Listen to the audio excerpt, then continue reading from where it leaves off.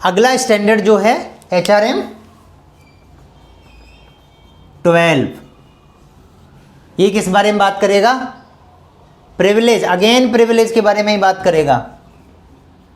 पहले ही मैंने बताया था कि 11, 12 और 13 प्रिविलेज की बात करेंगे, लेकिन प्रिविलेज अलग अलग हैं। वहां पर बात हो रही थी क्लिनिशियंस की, तो यहां पर बात हो रही है नर्सेस की।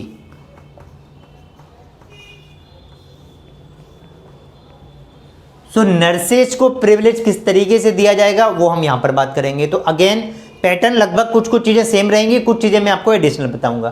तो जो सेम रहेंगी वो तो सेम ही है। क्वालिफिकेशन BSc नर्सिंग है, MSc नर्सिंग है, GNM है, एक्सपीरियंस कितना है उसको, स्किल्स क्या है, उसकी किस टाइप की स्किल्स हैं, ट्रेनिंग्स क्या क्या उसने अटेंड की हुई हैं, उसके बेसिस पर आप उसको प्रिविलेज देंगे। इन्फेक्शन कंट्रोल नर्स है तो उसका प्रिविलेज इन्फेक्शन कंट्रोल वाले काम का होगा डेफिनेटली। ICU की नर्स है तो ICU का प्रिविलेज होगा, उसका ICU की वर्किंग का। बट अगेन यहां पर आपको क्रेडेंशियलिंग फिर से चाहिए, यानी कि उसकी जो भी क्वालिफिकेशन है, जो भी उसका एक्सपीरियंस है, उसको हमें वेरीफाई करना है। यहां पर हम जो प्रिविलेज देंगे अगेन वो भी हम किस तरीके से देंगे? Based on experience, skills, background से जो पता लगा। मान लीजिए आपने ICU में नर्स को रखा, बट आपको लगता है कि अभी ये नर्स वार्ड में काम करते थे और ICU के बारे में ज़्यादा अच्छे से चीज़ें नहीं पता है, तो आपने बेसिक उसको प्रिविलेज दिए। बाकी चीज़ें आपने मान लीजिए ग्रांटेड विद सुपरविजन दिया। पहली क्लास में मैंने आपको ये बेसिक चीज़ें सब समझा दी थी, ग्रांटेड विद सुपरविजन, तो ये तो आपको दोबारा समझाने की जरूरत नहीं है। मोटा मोटा समझ लीजिए कि यहाँ पर क्या थोड़ा सा चेंजेज होंगे। तो ग्रांटेड विद सुपरविजन दिया, लेकिन जब आपको लगा कि अब इसको ICU में काम करते हुए 3 महीने हो गए, तो let's take a feedback from the HOD। आपने फीडबैक लिया या आपने सोचा कि 6 महीने बाद लेंगे, तो 6 महीने बाद जो भी फ्रिक्वेंसी है वो आप डिसाइड कर सकते हो कि दोबारा उसका रिव्यू कब करना है। उसके बेसिस पे आपने, हो सकता है ग्रांटेड विद सुपरविजन थे वो आपने डायरेक्ट ग्रांटेड दे दिए उसको, और हो सकता है इसका उल्टा भी, आपने ग्रांटेड किए थे लेकिन वो फेल हो गए उस काम में, क्योंकि आप मॉनिटर कर रहे थे उस काम को। आपने कहा कि नहीं, आपका इंडिविजुअली हमने सोचा था कर लोगे, लेकिन आप कर नहीं पा रहे हो, तो अब हम आपको ग्रांटेड विद सुपरविजन दे रहे हैं अभी काम, और अगर ये भी ठीक नहीं रहा तो हम आपको ICU से बाहर ले लेंगे। तो इसका उल्टा भी हो सकता है। तो ये सब चीज़ें तभी काम करेंगी जब हम उसको रिव्यू करेंगे, और उसका जो डॉक्यूमेंट है वो हमें उस डिपार्टमेंट में भी भेजना होगा।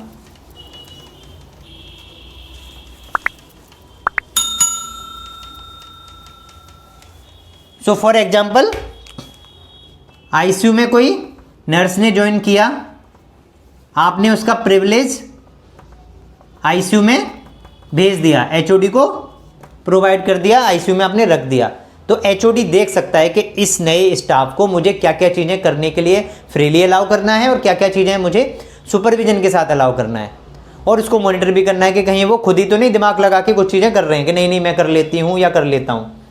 ठीक है, और यहाँ पर भी उसको अपडेट करना होगा। HOD या आपकी कमेटी अगर है यहाँ पर भी, तो कमेटी आपकी अप्रूव करेगी कि ये जो स्टाफ है ये फुल फ्लेज्ड यहाँ पर काम करने के लिए एलिजिबल हो गया है, सारी चीज़ें हम इसको ग्रांट कर सकते हैं, या कुछ चीज़ें अभी ठीक नहीं है, या फिर रिवोक करें कि इसको जो हमने सोच के यहाँ पर लिया था लेकिन ये तो बिल्कुल ही बेकार हो गया, जो बेसिक चीज़ें वहाँ पर ठीक भी कर रहा था यहाँ तो वो भी ख़राब हो रही हैं, तो इसको यहाँ पर रखना ठीक नहीं है। वो कैसे पता चलेगा? जब हम उसकी मॉनिटरिंग करेंगे। तो हर डिपार्टमेंट में, नर्सिंग में बहुत सारे डिपार्टमेंट हैं, तो डिपार्टमेंट के हिसाब से आपको उसके प्रिविलेज देने पड़ेंगे। नर्स वही है, उसके बेसिक काम वही है, लेकिन अलग अलग एरिया में उसके प्रिविलेज अलग अलग हो सकते हैं। वही नर्स जब NICU में काम कर रही है या कर रहा है तो उसके प्रिविलेज NICU के जो काम होते हैं वो एड ऑन हो जाएंगे।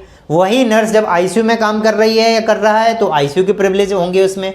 वही नर्स गायनी में काम कर रही है या कर रहा है तो गायनी के प्रिविलेज हो जाएंगे। वही नर्स OPD में काम कर रही है या कर रहा है तो OPD के प्रिविलेज हो जाएंगे। इट मीन्स उसको OPD में क्या क्या चीज़ें टेक केयर करनी है, उसको ये ड्रेसिंग करना अलाउड है या नहीं है, उसको इंजेक्शन देना अलाउड है या नहीं है, कैन्यूला लगाना अलाउड है या नहीं है, किस जगह पर कौन सा काम अलाउड है या नहीं है, वो सब चीज़ें डिपेंड करेंगी area wise as well as उसको उसका एक्सपीरियंस भी है कि नहीं, उसको स्किल्स भी है कि नहीं, वो आता भी है कि नहीं आता है, उस चीज़ पे भी डिपेंड करेंगी। अब मान लीजिए स्टाफ को कैनुलाइजेशन आता है, कैथेटराइजेशन आता है, लेकिन ओपीडी में तो होता ही नहीं ना, तो उसको प्रिविलेज कैसे दे दोगे आप? तो जहां उस एरिया में डिमांड ही नहीं है, उस चीज़ की रिक्वायरमेंट नहीं है, तो आप प्रिविलेज डिनाई कर दोगे कि ये चीज़ें आपको यहाँ पर नहीं करनी है। अगर ये कुछ भी प्रोसीजर है तो आप वार्ड में भेजोगे, वहाँ पर होगा, वहाँ के स्टाफ को प्रिविलेज दिया हुआ है।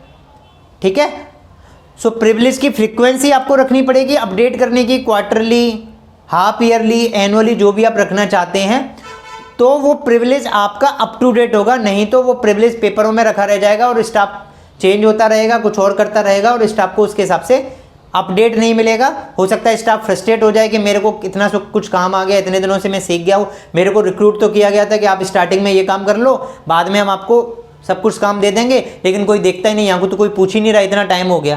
तो मैनेजमेंट की जिम्मेदारी है, हॉस्पिटल की जिम्मेदारी है कि हम उसको टाइमली रिव्यू करें और उसको प्रिविलेज को अपडेट करें। स्टाफ ने कुछ एक्स्ट्रा स्किल्स ले लिए, कुछ ट्रेनिंग करके आ गया स्टाफ, तो वो चीज़ भी उसमें इंक्लूड करें, प्रिविलेज में उसको ऐड ऑन करें।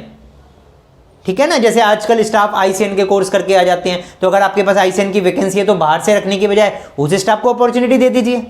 इस टाइप का काम आप कर सकते हैं। अगर स्टाफ ने कोई क्वालिटी का कोर्स कर लिया तो क्वालिटी नर्स की पोजीशन आप उसको दे सकते हैं। बहुत सारी पोजीशन नहीं भी हैं तो क्रिएट किए जा सकती हैं। अगेन वो क्या करेंगे, आपकी सर्विसेज को इम्प्रूव करने में पार्टिसिपेट होगा उससे। तो आप उस क्वालिटी नर्स के लिए क्वालिटी नर्स वाले प्रिविलेज दे दीजिए, आईसीएन है तो आईसीएन के प्रिविलेज दे दीजिए, एनएस है तो एनएस के प्रिविलेज दे दीजिए। हर किसी को प्रिविलेज तो आपको देना ही पड़ेगा कि उसको क्या अलाउड है, क्या अलाउड नहीं है। क्लियर है? तो ये नर्सिंग वाले में ये सब है। चलिए, थैंक यू।